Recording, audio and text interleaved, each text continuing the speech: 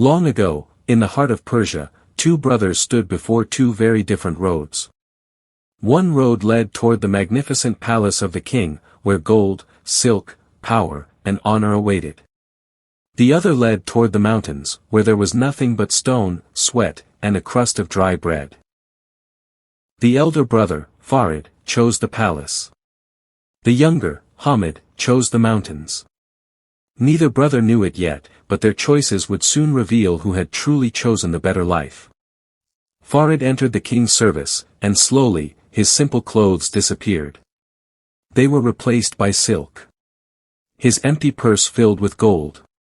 Servants began opening doors for him, and courtiers began greeting him with respect.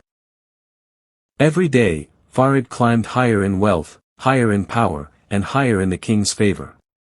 But there was something else he had to do every single day: he had to bow. Far away from the palace, Hamid lived a completely different life. He woke with the sun, lifted his heavy hammer, and struck the unforgiving stone.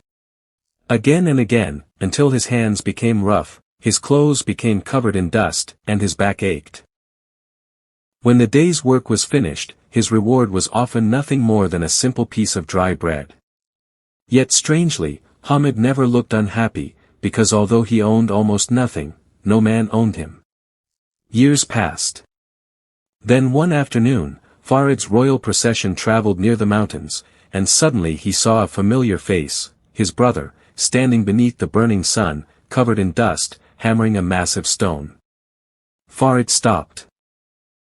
He looked at Hamid's worn clothes, his cracked hands, and his simple bread, and he felt pity. But perhaps there was something else hidden beneath that pity: pride. Farid stepped down from his horse and approached his brother. "My brother," he said, "why do you subject yourself to such backbreaking labor? If you would only enter the service of the king, you would no longer have to break stones to earn your bread." Farid smiled. To him, the answer seemed obvious. Why choose hardship when wealth was within reach? But Hamid did something unexpected. He didn't argue.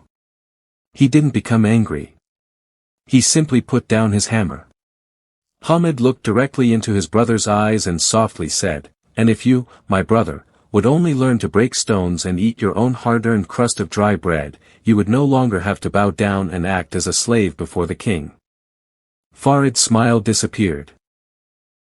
For the first time, he looked at his magnificent clothes differently.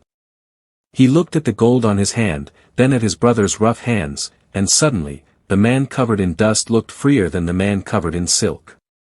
Farid remembered the palace, the endless bows, the careful words, the fear of displeasing the king, and the constant struggle to remain in favor. He had gained gold, but lost independence.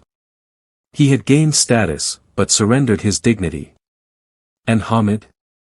He had gained almost nothing, except the one thing money could never buy: freedom. Farid slowly turned toward the palace and began walking away. Then he stopped. Behind him came the sound of Hamid's hammer. Farid looked back.